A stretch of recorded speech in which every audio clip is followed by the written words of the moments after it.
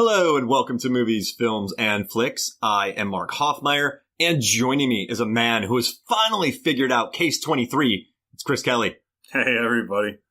So on our Valley Girl podcast, we figured out most cases, but we didn't have Case 23 figured out. Well, it was Case 15 whenever all the cases got stolen. Yeah. So then Case 16 was when we found the cases. Yeah. And then the briefcase came into it.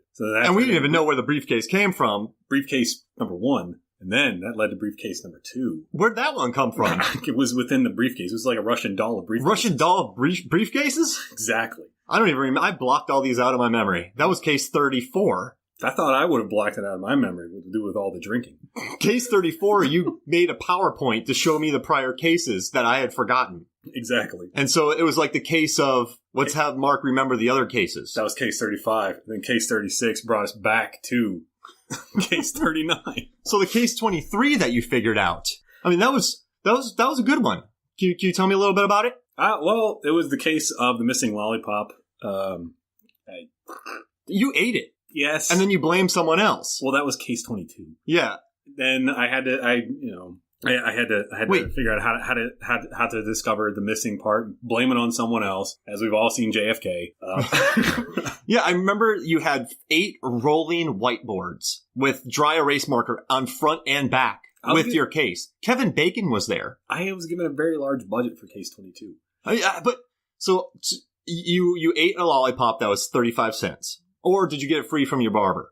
No, I bought it. Okay, so you bought it. It was the 59-cent ones. Remember the big ones? Oh, yeah. Those are good. Wild cherries. Was there gum inside? There was not. Good. It was the clear ones. Those are evil lollipops. I don't like those ones because then whenever it's kind of like when you have chewing gum or bubble gum with chocolate. There's two things that just should not. I just want more lollipop. I don't want gum. You know, yesterday, thanks for nothing. I can pop bubbles and annoy people. Yesterday, I had some Reese's peanut butter cups when I was showing my girlfriend The Invitation, and they were left over from. Remember The Invitation? Yeah, I like that movie a lot. It was a really good movie. Karen Kusawa? Yeah. It was the first movie she had directed. Logan Marshall Green. I love that guy. He was so good in Devil. And Upgrade. I haven't seen Upgrade. And Prometheus. Well, and Spider-Man Homecoming. Spider-Man Homecoming was pretty good. I was just trying to name all his movies. Well, I was showing her that movie, and I love how that movie works out. Is that it's like the whole movie is that something weird is obviously happening, but everyone seems to be okay with it. And the way it's shot, and my girlfriend brought up, what we were talking about afterwards is like, was it like the thing that's going on that's making everybody off? Then, but they're okay with it. Is it the directing style, or is it like, or is there actually something off? And it's like, well, yes, there is something off. But I love how Logan is like, he has that big scene. He's like, what the F is going on? Why is nobody paying attention to this? Where is your boyfriend? Yeah. I love that scene. It's so dynamite. If you haven't watched The Invitation, we definitely recommend it. Oh, absolutely. It's a great movie. Also, a follow-up to that would be The Gift. The Gift with Sam Raimi? Sam Raimi? Oh, that's the one with, that's the, he did another one with Cate Blanchett and Katie Holmes and Greg Kinnear and Keanu Reeves. The Gift is the one with Joel Edgerton, though, right? Yeah. Oh, okay. Jason Bateman. It was his first movie that he directed. And I think like shortly after that he did Loving. That's a nice thriller. Oh, no. Loving was great. He starred in that. Nichols directed that. Jeff Nichols directed Loving. Yeah. Oh, I love that movie. That's a good one. Take Shelter, he also directed. Shotgun Stories. Yeah, Take Shelter. I loved how that ending. That movie left me a wreck. I tried to explain it to my wife one time and I almost broke out crying just explaining it. It's a great movie. I did the scene. I mean, it's like Michael Shannon was going like full Nicolas Cage in that movie. Almost. Remember the scene where he's just like, oh yeah, when he was yelling? Everybody, I love that movie. It's very, very well done. Watch Take Shelter, people. So what I was originally saying about candy in Case 23 was that I brought out some Reese's peanut butter cups while we were watching The Invitation. And, everybody likes Reese's peanut butter cups. But they were left over from Halloween. So they said glow-in-the-dark wrappers. And I was like, cool. So I tried it out. And they were a little rough taken down. They were a little... I had to have some extra water to wash them down. Some dry Reese's peanut butter cups? This is a very interesting night of yours. You're just sitting there with no beverages, just eating old Reese's peanut butter cups that are stuck in your mouth, smacking while Invitation goes on. You were doing your own dinner party, watching The Invitation. No, man. I want to tell everybody something. So Chris came over, we were going to get ready to podcast, but it took us 45 minutes to get to even podcasting because he was going to tell me a story about one of your recent jobs. But then we broke off into so many tangents. By the time we got to the story, now we're podcasting. It's 45 minutes later. Yeah, I think we're about ready to order dinner. Yeah. Oh, I just did. Yeah. Gonna go get some barbecue. Yeah. Oh, yeah, some ribs. That's great podcasting food. I was on a gig actually the other day. They ordered some really good barbecue for everybody. I don't eat meat, but even the vegetables were really well done and everything. And the macaroni and cheese, cornbread, everything was delicious. I think that was more in that was in Alpharetta though. So well, I remember the name of that place. Well, so you saw some good ribs. I saw from some a place from Alpharetta. Saw some delicious. You should sponsor us, barbecue place. Thank you, Movie Stones and Flicks, barbecue ribs. All right, so I just want to say thank you for coming out here for this podcast because we're going to talk about Idle Hands, the 1999, 15% on Rotten Tomatoes stoner horror comedy. Is that correct? I would say that's a fairly accurate way of describing it. I first saw this movie whenever I was 15 or 16, and it was at Blockbuster. Of course, back in the day, Blockbuster, whenever you would watch a movie for too many times or whatever, I guess whenever the movie was paid for it already, whenever they would buy it from the distributor, they would then sell them as previously viewed, and they would be a lot less. That's previously viewed, those are the best. That's how I got Blade, because remember whenever Blade came out, no one would sell it because it was such a hot movie that you could only rent it. Yep. And then I think it took almost a year for that movie to be, like, they exhausted that movie, and then Blockbuster sold their previously viewed versions of Blade for $14.99 because that was the highest price that they could go. And they only had 2 copies. Those 2 copies, the first one's in Chambersburg, Pennsylvania, from Blockbuster, went to me and my brother. Nice. Because as soon as we found out, I was like, the car tires almost burst into flames going into. I would wait for them to go on down to like $6.99. I would gamble. Not for Blade, man. And then I bought Natural Born Killers when I was like 13, 14 from a Blockbuster. Wow. And the guy smiled at me when he sold it to me. He's like, your youth is done, kid. They questioned me when I tried to buy Dangerous Minds. So, I mean, I'm just... teaching, I just want to wear a red leather jacket to school every day and show my students karate and see what happens. Write random words on the board. Yeah.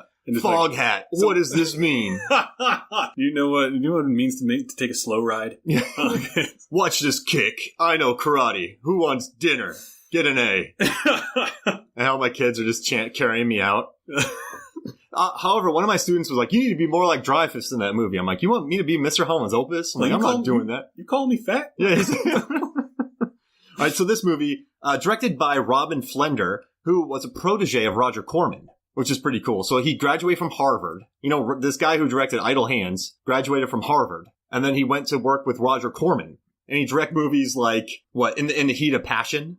He did a lot of the late 80s, early 90s softcore porn, like Silk Stockings. Strip to Kill. Yeah. Oh, that's a classic. That's on Amazon Prime. Really? So I watched it the other day. You know those movies where it's like Dangerous Passions 6, Dangerous Liaisons in Love. Like those Heat 12. Yeah, exactly. So this dude directed these, Harvard grad, but then he went on to direct a lot of TV. So he's done Gilmore Girls. He did Tales from the Crypt. He did one of my favorite episodes, Food for Thought, which was the Ernie Hudson episode where he has telekinetic powers, but he works for the circus. Interesting. That's a good one. That's a really good one. And he's communicating with Ernie Hudson communicates with what he thinks is his runaway lover, but it turns out it's the man-eating ape that he's been communicating with. Oh, he's catfished. Yeah. Yes. And then the ape ends with him being like, he's like telling her to come back to him, and he's like, you were mine, and et cetera. And the ape comes barreling through his trailer, and she's like, we can now be together. And it's like, ugh. Like, that's how that one. He directed that one. Yeah, and he also did the Unborn and Leprechaun 2. Yeah, he mentions that in the commentary. What do you say about it? He says, they make a joke about, I think it's like, I forget, but they're making a joke about St. Patrick's Day. And he's like, you guys are making all these jokes and don't even bring up Leprechaun 2? Hello, What I thought was interesting was he was 37 when he made Idle Hands. So he didn't really have much of a background, too, because, he had like a lot of teenage drama. Like I said, Leprechaun 2. He did Dawson's Creek, Party of Five.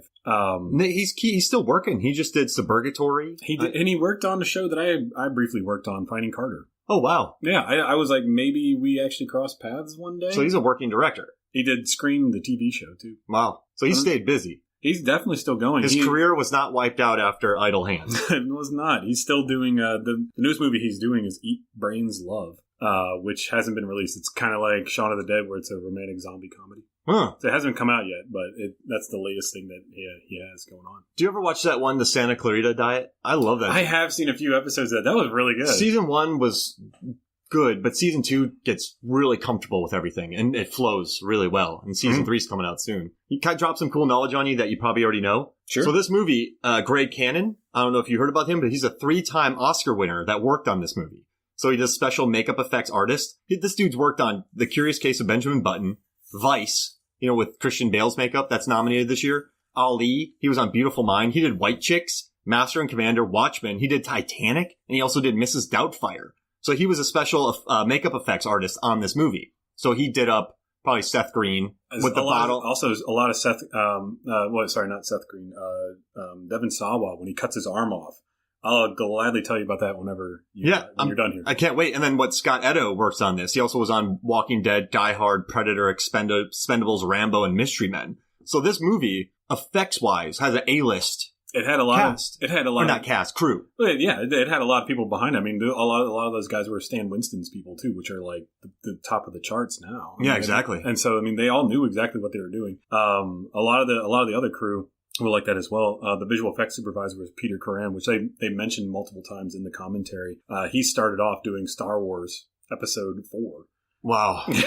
Yeah. That, I mean, he obviously wasn't a supervisor on that, but he did work in visual effects on that. He did all the other Star Wars movies. He did the original Piranha, The Howling, The Thing, Robocop, and one of my... He did The Thing? Mm-hmm.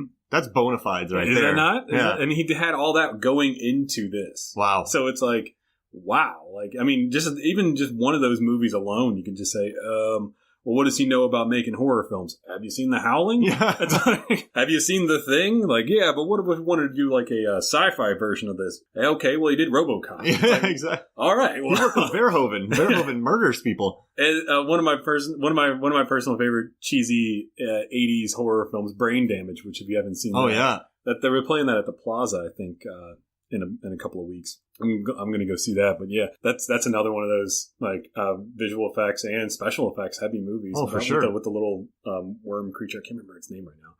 Latches onto him, latches onto Brian. Chuck Finley. Or his character, the things is like, hey man, how's it going? It's like, what the heck is this thing?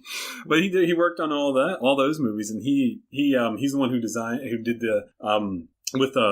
the special effects with the arm when he cuts his arm off, because that looks like he doesn't have an arm. So my first thoughts were, whenever I saw this, was that they probably green typed his arm, and then that was it. They didn't do that. He actually, I don't know if you can describe it. Basically, he puts his knuckle into his armpit, and then he would have a cast wrapped around his arm so that it looked like he was going like this. So he could actually move his arm and look legit. Oh. And then to clean it up, because this is 1999. Well, this was shot in 98, 99. Yeah.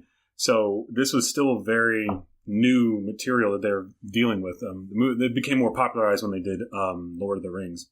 But they would shoot a clean plate of the shot, and then they could clean it up a little bit. Yeah. And they would also but he really was like, he had his arm basically in a rig for most of that movie. They could keep it going for about 20 minutes before his arm fell like numb. Died. Yeah. That's exactly how they did those scenes. And you learned that in the commentary? Yeah. I heard it's a really good commentary. It's a dynamite. It's not as good as Robert Rodriguez's, but it's definitely really good. It's very interesting. And I was looking up the writers from this, and it's Terry Hughes and Ron Milbauer, and they both got going The 100.